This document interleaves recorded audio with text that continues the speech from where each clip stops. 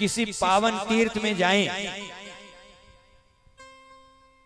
तो तीर्थ के स्नान करने के नियम कि एक तो जूता चप्पल पहन करके स्नान करने नहीं जाए, क्योंकि जब जूता चप्पल पहन करके जाते हैं तो अर्धम हरति पादुका, आधा पुण्य तो चप्पल पहनने से नष्ट हो जाता है। और इतना नहीं तो कम से कम तो जितना अगोर होता है, जितना पायतान होता है, उससे तो बाहर रखना चाहिए। और उतना भी नहीं रखते हैं तो कम से कम तट से तो बाहर ही रखना चाहिए।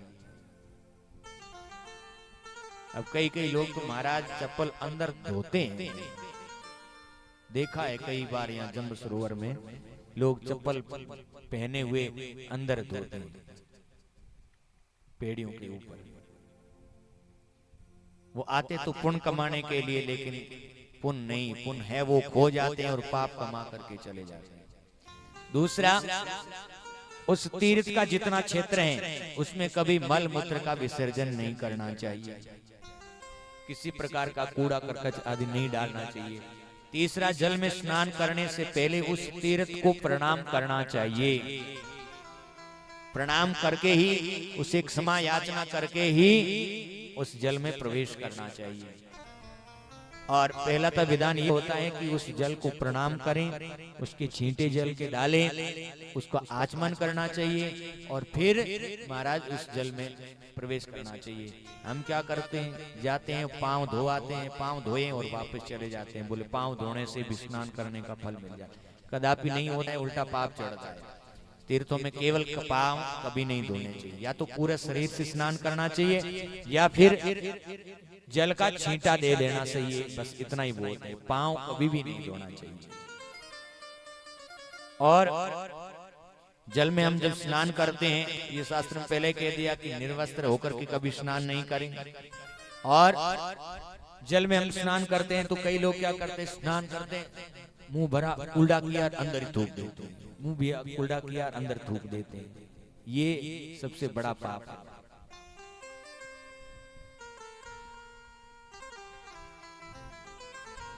जल के अंदर कभी कूड़ा नहीं थूकना चाहिए।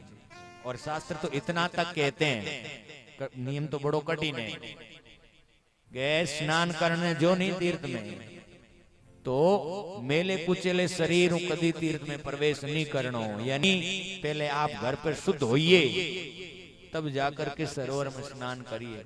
वो तो महाराज बहुत बड़ो नियम है। दांतून ब्रश आदि करके पवित्र होकर के तीर्थ में जाकर के फिर स्नान करना चाहिए, तब पूरा पुण्य मिलता है। अब महाराज इतो थानो नियम बता दातो थे, बगड़ तीर्थ में नहाणो ही बंद कर दो, और हरदिया में तो विशेष कर बंद कर दो। हरदिया में एक ही नहाणो बहुत दौर हो जाए, दो बार नहाणो। अरे बड़ा अगलो नियम कह दियो कि कपड़ों शरीर नहीं पहुंचनो, भी खड़े खड़े शरीर सूखनो, तो महाराज जाम हो जियो। इन वास्ते यदि राखीजे तो जरूर नियम राखो, पूरो पुण्य प्राप्त करनो है।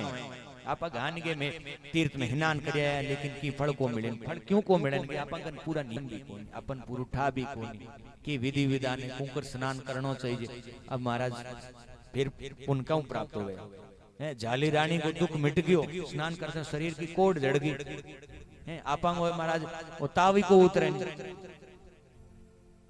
क्यों?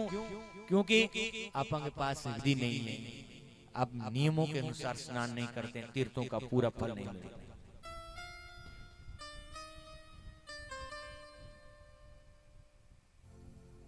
बाहर का किया हुआ पाप तीर्थों में जाने से नष्ट हो जाता है। तीर्थों में स्नान करने से जो पाप है बाहर का किया हुआ वो समाप्त हो जाता है, लेकिन जो तीर्थों में पाप बन जाता है वो वज्र लेप हो जाता है, वो फिर धुलता नहीं है। इसलिए कहा है कि या तो तीर्थ जाओ मत, घर बैठे ही स्नान कर लो, तीर्थों को याद कर लो, और तीर्थ में जाओ तो नियम ध्यान रखो जरूर।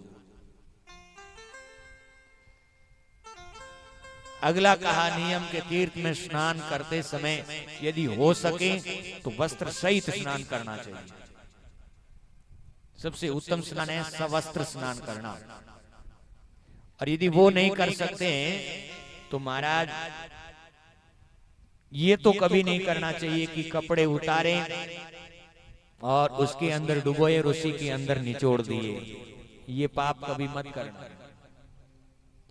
कपड़ों को जैसे गीले कपड़ों को सीधे लाओ, घर लाओ, धोलो, सुखाओ, लेकिन वहीं सरोवर पे या तीर्थों में अपने गीले कपड़ों को धोना, निचोड़ना, ये कभी नहीं करना चाहिए।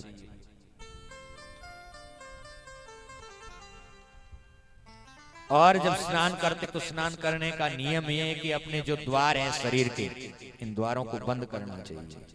जैसे कानों को बंद किया, नाक को बंद किया, आंखों को बंद किया, मुंह को बंद किया, फिर डुबकी लगानी चाहिए। और जो पावन करने वाले पवित्र तीर्थ हैं उनमें कभी जल को पीटना नहीं चाहिए। ये भी शास्त्रों में कहा, गणा ही नियम है। लेकिन जो मुख्य वे नियम तो जरूर अपन पालन करना चाहिए। यदि कि आपा तीर्थ स्नान करने को यदि पुण्य प्राप्त करना चाहवा तो आपा ये तो रुपया लगा खर्च कर टेम काट रे गंगा जी जा, प्रयाग जा, काशी जा, सब जगह स्नान करा और महाराज यदि आपने तीर्थांगो नियम के अनुसार अपन स्नान नहीं करे तो वे महाराज रुपया एड़े जावे, वो टाइम भी एड़ो जावे, तीर्थांगो पूरा फल नहीं मिले।